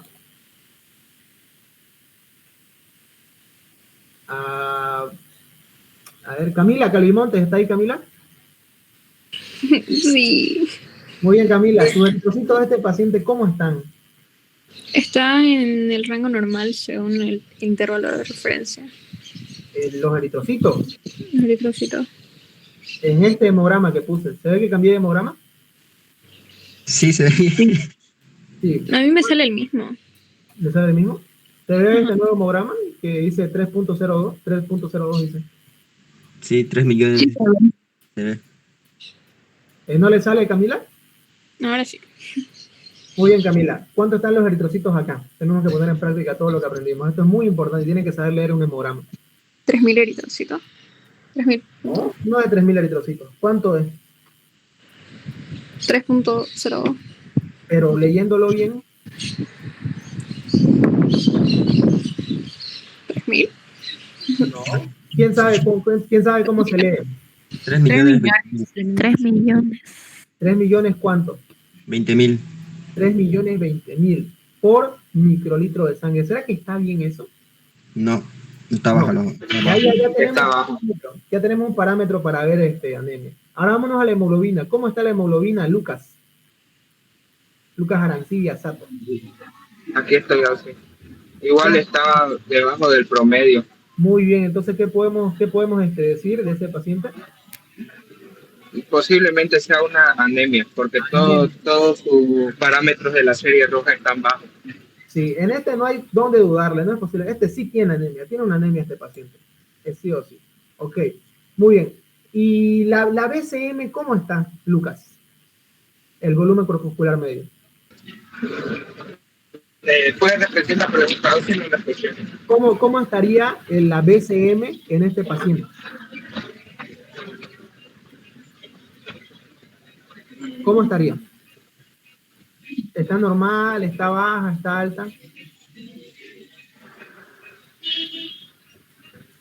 Supuestamente, según los índices, estaría dentro de lo normal.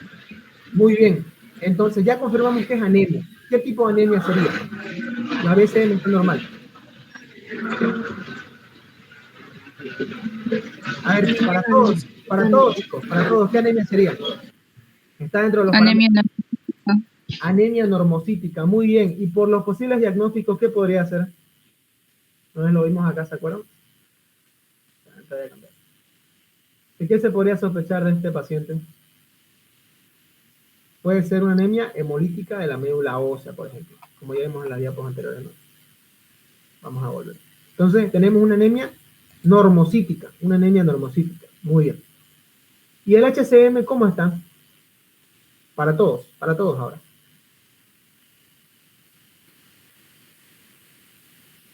está dentro de lo normal. Muy bien. La hemoglobina corpuscular media está dentro de lo normal.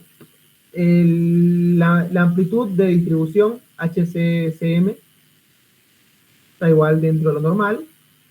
Es que está dentro de lo normal. Entonces quiere decir que se lo tiene una anemia normocítica. Nada de que alarmarse. ¿Ok?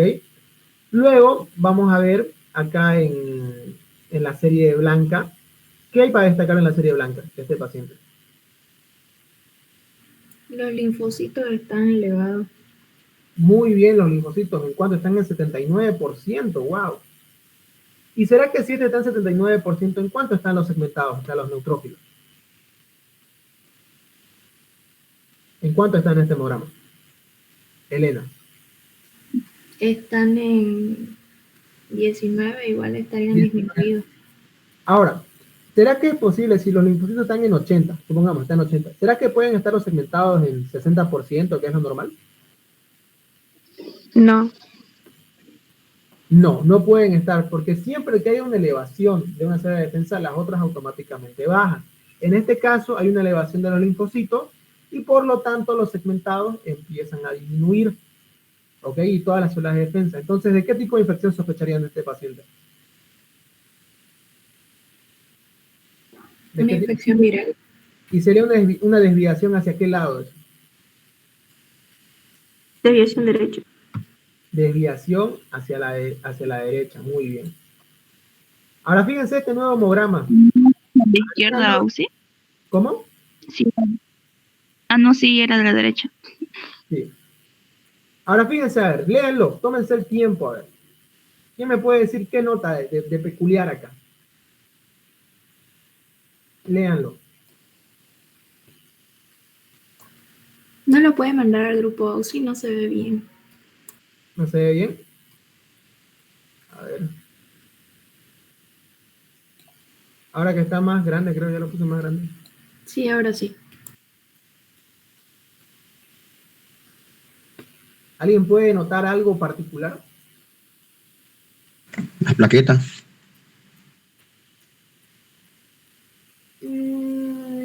Ya, no es tanto, digamos, un marcador peculiar porque no está tan elevado, digamos, está dentro de los parámetros normales. ¿Qué más?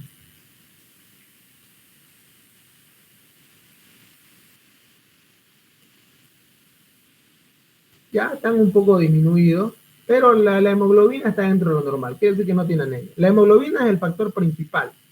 Entonces no tiene anemia, está tal vez un poco bajo sus glóbulos rojos, es lo normal porque es una mujer, tan bajo no está.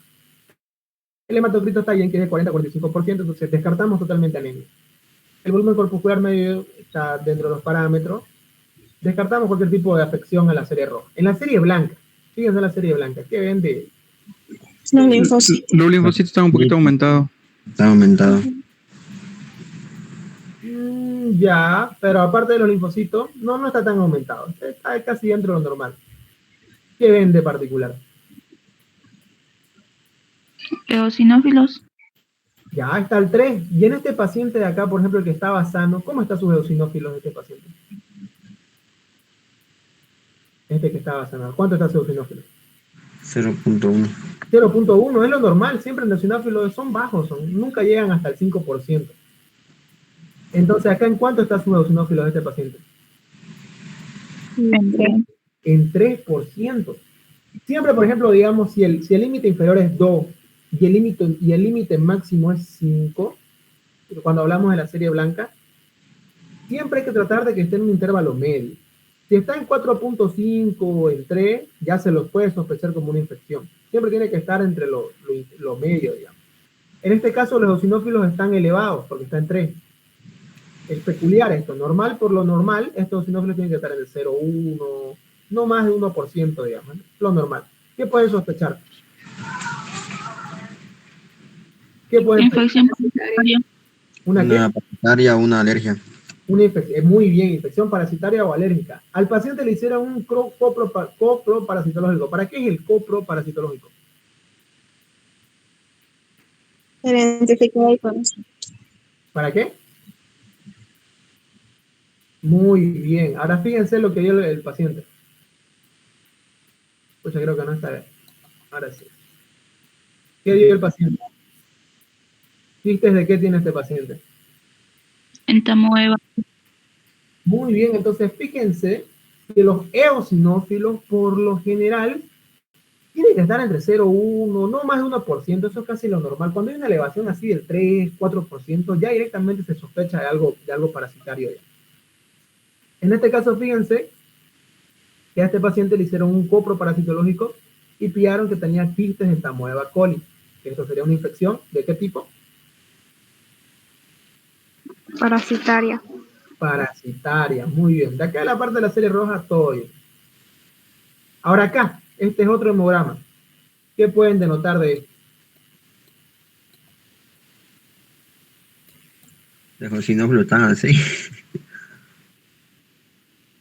También una infección parasitaria. Ahora fíjense lo demás. Ya vieron la serie blanca. La serie roja, ¿notan algo peculiar? Tiene anemia por la hemoglobina. Ya, no anemia. ¿Por qué? Porque está dentro de los parámetros, está casi 13. Y lo normal de una mujer puede ser hasta 12, inferior a 12 puede ser. Pero no es anemia. Está bien su hemoglobina. Cuando esté por debajo de 12 o de 11, ahí sí podemos sospecharlo como un índice de anemia. Su hematocrito está bajo. Está bien, la hemoglobina está bien. El hematocrito un poquito bajo, pero no nos indica tanto anemia. El que nos indica anemia más que todo es hemoglobina. Está bien. Entonces los glóbulos blancos. También normal. Los glóbulos blancos. Los eosinófilos. Aquí el problema del eosinófilo. O sea, ¿qué creen que sea? Una infección parasitaria o una alergia. Infección parasitaria. Ahora fíjense, este paciente hizo un coproparasitológico igual. Fíjense, ¿qué tenía este paciente? Blastocitis hominis. Esta blastocitis hominis básicamente es un parásito que tenemos normalmente en el estómago. Que básicamente que cuando se eleva demasiado, es ahí cuando surge la blastocistosis. ¿Ok? Entonces, eso. Básicamente aquí fíjense lo que tienen que saber para leer un hemograma bien. Glóbulos rojos. Fíjense si es hombre o mujer. En este caso, este paciente es mujer. En este caso, por si acaso es mujer este paciente. Entonces, fíjense que está dentro de los parámetros normales en la mujer. Su glóbulo rojo. Su hematocrito, igual, para si es mujer, está dentro de los parámetros normales. Este paciente es mujer. Su hemoglobina, igual como es mujer, está dentro de los parámetros normales. Como ley, así para que se acuerden bien, siempre sabe decir mi doctor, para clasificar que es una anemia, bien anemia, siempre está por debajo de 10, me decía mi doctor. Por debajo de 10, cuando veas por debajo de 10, es anemia sí o sí. Como el caso de este paciente de acá. Fíjense, ¿por qué dije en este paciente de acá que dije sí o sí es anemia? Porque fíjense que está en 8.5, está muy por debajo de 10. Que para la mayoría de los doctores, siempre cuando miran y está por debajo de 10, ya es anemia. ¿Ok? Sea para cualquier sexo que sea, ¿no? Entonces, fíjense. Acá no está por debajo de 10, está en 12.8, parámetros normales para una mujer. El volumen corpuscular medio está bien, la hemoglobina corpuscular media también. La concentración de hemoglobina corpuscular media igual está bien. La BCG, esto lo vamos a aprender más adelante. el conteo de plaquetas está bien, está dentro de lo normal. Glóbulos blancos igual, es acá los eosinófilos. Y vimos que tenía una blastocitis o mil. Entonces, así es cuando le pasan a ustedes un hemograma, si algún familiar les pasa un hemograma a ustedes, así es como tienen que leerlo, tienen que ir paso por paso y viendo cada uno. ¿Ok? El índice preferente para ver si hay anemia siempre es la hemoglobina, no tanto el hematocrito ni los glóbulos rojos. ¿Ok? Luego tenemos estos parámetros que ya los dijimos, que este volumen corpuscular medio es para ver el tamaño, como dijimos, ¿no? Si está por encima de 100 femtolitros, se lo considera anemia macrocítica. Si está por debajo de 80, se le considera anemia microcítica. Y si está entre el intervalo normal, se lo consideraría una anemia normocítica. Y luego tenemos esta hemoglobina corpuscular media, que cuando está por debajo de 26 picogramos, ¿qué le decimos? ¿Qué tipo de anemia sería? Si estaría en 20, por ejemplo.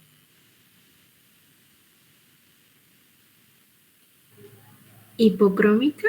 Hipocrómica, muy bien. ¿Y si esta estaría en 38, 40, por ejemplo? ¿Qué tipo de anemia sería? Hipercrómica. Hipercrómica, muy bien. Entonces, estos dos parámetros les sirven mucho a ustedes para ver si la anemia es normocítica, macrocítica, o si es hipocrómica o hipercrómica, etcétera, digamos. Entonces, pueden tener diagnóstico como por decir, esta es una anemia macrocítica, que está de gran tamaño, pero con una baja cantidad de hemoglobina. Entonces, es una anemia macrocítica hipocrómica. ¿Se entiende? Entonces, para eso tienen que saber leer bien este hemograma. Y luego tenemos el recuento de plaquetas, que las plaquetas es un valor normal de 140.000 a 350.000, un intermedio es 300.000 en las plaquetas. ¿Ok? Estas plaquetas nos va a servir para hacer la hemostasis, que es básicamente la coagulación sanguínea, ¿no? El tapón plaquetario. Y aquí lo más importante es en la serie blanca, que sepan leer esto. Cuando los segmentados o neutrófilos van a estar muy elevados, ¿de qué tipo de infección sospechamos? Bacteriana. Bacteriana. ¿Desviación a la qué sería eso? Izquierda. A la izquierda, muy bien. Y si tenemos una linfocitosis que está en 80, por ejemplo, como en el anterior paciente. Viral. Viral, muy bien. Entonces eso sería una desviación a la Derecha. derecha. Fuese, digamos, una eosinofilia, ¿qué podemos sospechar? De una alergia o también de una infección parasitaria. Muy bien. Y si fuera una vasofilia, un basófilo muy aumentado. Una alergia. Una alergia, reacción de hipersensibilidad, o también como vemos en este cuadro, puede ser, digamos, hipersensibilidad o reacción alérgica a medicamentos o alimentos, y una disminución puede ser una enfermedad de Cushing. Fíjense que hasta un hipertiroidismo podemos ver. Y en los eosinófilos, cuando hay una disminución, podemos sospechar de un síndrome de Cushing, de un tuberculosis, de estrés, infecciones agudas. Aquí ya viene un cuadro comparativo, ¿ok? Auxi, basófilos no lo menciona en la, o está con otro nombre. ¿En dónde? En el hemograma. Ah, pues puede ser, por ejemplo, digamos, en este hemograma acá está más completo. Este hemograma es sacado de la Gabriel, como podrán ver. Yo tampoco no sé por qué no los habrán puesto. Imagino que no los han puesto porque tenía parámetros normales. Quiero pensar eso, ¿no? o que son peles los hemogramas que sacan en la Gabriel, una de dos. Pero quiero pensar eso, de que no lo pusieron porque tal vez está dentro de los valores normales. Aunque debería estar, obviamente, ¿no? ¿Y callado qué significa? ¿Tiene otro significado? Sí. Esto de acá te refieres callados y segmentados, decimos, ¿eh? Sí. Segmentados quiere decir neutrófilos. Callados es la versión joven del neutrófilo. Son como neutrófilos inmaduros. Eso es callado. Es una versión inmadura, básicamente. Cuando hay muchos callados, que son muchas formas inmaduras, ¿qué quiere decir? Cuando se va a enfrentar una enfermedad, siempre sale primero los maduros, los más machotes, los más tigres, que son los segmentados. Siempre salen primero. Cuando logra la bacteria derrotar a los más machotes, a los segmentados, a los más maduros, ¿quién seguiría después? Los jóvenes. Los jóvenes, los inmaduros, ¿no ves? Los que son filitriquis. Entonces es por eso que básicamente cuando están elevados los callados, también es una infección bacteriana, pero podemos sospechar que la infección bacteriana está un poco más avanzada, porque ya derrotó a los más machotes. Está básicamente peleándose con los más débiles, que son los callados, que son las versiones inmaduras, básicamente. Cuando vemos callados elevados, también es una infección bacteriana, sí, pero podemos sospechar que la infección bacteriana ya está en mayor evolución, digamos. ¿Se entendió? Sí, Oxy. Muy bien. Luego acá tenemos el tipo de desviaciones. Fíjense que la desviación a la izquierda es cuando en la medición de leucocitos se ven células jóvenes. Estas células jóvenes son los callados. Estas células jóvenes son los callados. Y aparecen los neutrófilos en forma de núcleo o en forma de bastón. Acá están los callados. Células jóvenes o neutrófilos en forma de núcleo de bastón son los callados, cualquiera de ellos. Y un aumento del porcentaje de los glóbulos blancos polimorfonucleares. O sea, neutrófilos, basófilos, eosinófilos, cualquier tipo de elevación de los polimorfonucleares, de esos tres que le dije, neutrófilo, basófilo, eosinófilo, nos da una desviación a la izquierda.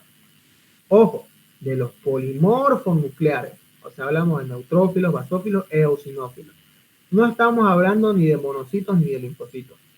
En cambio, en la desviación a la derecha va a haber una linfocitosis y una monocitosis. Recuérdense que cuando hay una elevación de los mononucleares, o sea, de linfocitos y monocitos, es desviación a la derecha. Y cuando hay una desviación de los polimorfos, es una desviación hacia la izquierda. Eso siempre recuérdense bien. ¿Ok? Que cuando hay una elevación de los mononucleares, o sea, que tienen un solo núcleo, que son el monocito y el linfocito, es desviación a la derecha. Y cuando hay una elevación de los polimorfos, que es la desviación a la izquierda, ahí sí ya sospechamos una infección bacteriana aguda. ¿Ok? Luego tenemos los trombocitos o plaquetas, que esto van a ayudar a la hemostasia. Que cuando pillamos una trombocitosis por arriba de 300.000, podemos sospechar una trombocitosis primaria, una hemorragia reciente, o sea que básicamente se haya cortado ese paciente, entonces va a haber una gran cantidad de producción de trombocitos o plaquetas. Es por eso que medimos una trombocitosis. Anemia ferropénica, infecciones agudas, como por decir en un dengue hemorrágico, por ejemplo. Una trombocitosis secundaria, tenemos un síndrome mieloproliferativo, hemorragias a repetición y plaquetas disfuncionales. Y cuando tenemos una trombocitopenia, o sea, disminución de plaquetas, podemos sospechar un defecto en la médula ósea, amegacariocitosis o megacariocitocítica, y trombocitopenia periférica, alteraciones en las plaquetas circulantes de origen inmunológico y origen no inmunológico. Muy bien. ¿Hay alguna duda, alguna pregunta hasta acá? ¿Dudas o preguntas hasta acá de lo que se ha avanzado con respecto a hemograma? Porque ya en la siguiente clase vamos a pasar a ver puro laboratorio. Vamos a saber cómo hacer el laboratorio de hematocrito, el recuento de glóbulos rojos, el recuento de glóbulos blancos, el frotis sanguíneo, etc. ¿Traemos otra aguja, sí? ¿Para sacar sangre? ¿Traemos una jeringa? No te entendí. ¿Puedes repetirlo? Traemos jeringa, Oxy, para hacer, sí, digamos... van a traer la siguiente clase. Cuando hagamos recuento de glóbulos rojos. Perdón, cuando hagamos recuento de glóbulos rojos y glóbulos blancos. Hasta acá todo entendido, porque yo asumo que hasta acá han entendido por lo menos lo básico.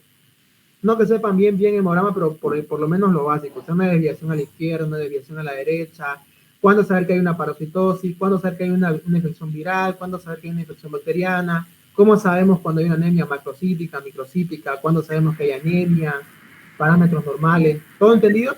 ¿O hay alguna duda? Ah, sí. ¿Me lo podría repetir eso de la desviación de la izquierda y derecha? Claro, lo puedo repetir. Desviación a la izquierda, ¿cuándo es? ¿Elevación de qué hay? ¿De los polimorfos o de los mononucleares? ¿De cuál? De los polimorfos. Muy bien, Vasco. ¿Y cuáles son esos polimorfos? ¿Quiénes son? Neutrófilos, basófilos y eosinófilos. Y si vos ves, digamos, una elevación de los eosinófilos o del basófilo o del neutrófilo, ¿de qué desviación pensás? Una desviación a la izquierda. Muy bien, eso es desviación a la izquierda. Y una infección de tipo parasitaria, viral, bacteriana, ¿qué te hace sospechar? Si hay una desviación a la derecha, por el lado de los monocitos, puede ser viral. Y si es a la izquierda, bacteriana. Bacteriana, eso. ¿Se entendió, Nilsa? Sí, sí. Gracias. No hay más dudas para que empiece a llamar lista, chicos.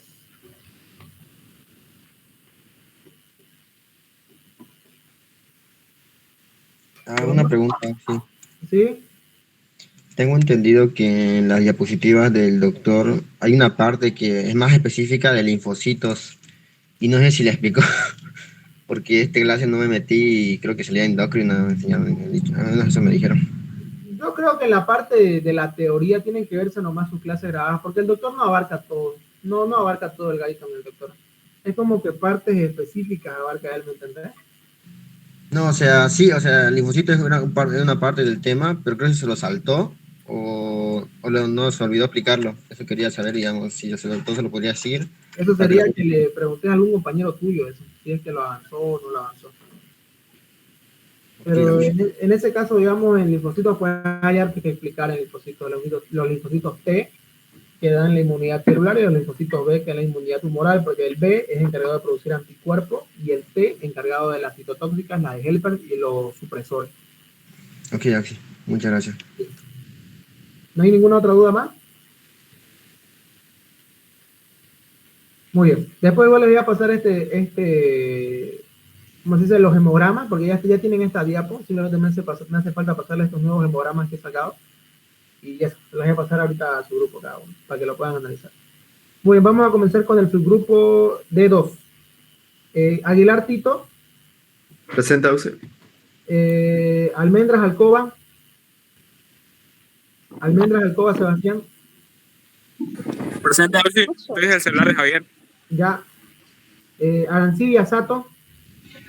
Presente, Auxi. Ya. Atila.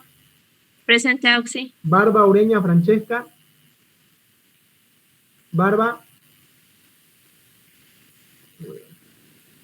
Barroso Poiche. Barroso. Presente, Auxi. Allá, gracias. Presente. Blanco. Blanco Calloja. Presente. Blas López. Nayeli. Blas López. Presente. Caballero Casanova. Presente. Calvimontes Lema. Presente. Castellón Villarruel John Erwin. Presente, Auxi. Cisnero Romero. Presente, Auxi. Claro Saldías Eric. Él me pidió licencia. Colque Ramos Sara. Condoretti Riva Betsy. Presente. Colque. Colque, ¿estás ahí? Colque Ramos. Presente. Ya, muy bien. Colque está. Condoretti está también. Durán Torres. Durán Torres. Durán Torres, Jorge Michael. ¿No hay Durán? No, ni modo. Es su segunda falta ya. Para el que lo conozca le aviso. Durán Vera. Fernández Copa Paola. Durán Vera, Jennifer. Presente. Allá. Fernández Copa Paola. Fernández Copa. Muy bien. Herrera Vigabriel. Herrera Vigabriel. Presente, Auxi. Justiniano. Presente, Auxi. Limón. Johan. Me pidió licencia. Ya. Lozano Valda. Presente. Luna Ponca. Presente, Auxi. Presente. Miranda Barrientos Yair. Miranda. ¿No hay Miranda? Bueno. Morales Melendres. Presente, Auxi. Moscoso. Presente, Auxi. Paz Rosalí. Presente. Paz Gutiérrez. Paz Gutiérrez. ¿No hay Paz Gutiérrez? Saavedra Bustamante José Antonio. Presente. Salas Zavala Kimberly. Creo que ella me pidió licencia. ¿Vale? Trigo Ríos. Presente, Auxi. Untoja. Presente. Valverde. Rojas Jorge. Presente, Auxi. Viveros Zagardia Eric Mauricio. Yucra Rodríguez Carlos Daniel. Presente, Auxi. Montaño Salvatierra Isa Neri. Presente, Auxi. Marta Montero. Presente. Luis Javier Saucedo Roca. Presente, Auxi. Muy bien. Ya puede retirarse el dedo si quieren, se pueden salir. Auxi, no sé ¿Sí? si Auxi no me llamó. Estoy en el dedo. Gracias. D2, ¿quién falta? Para que comience con el F.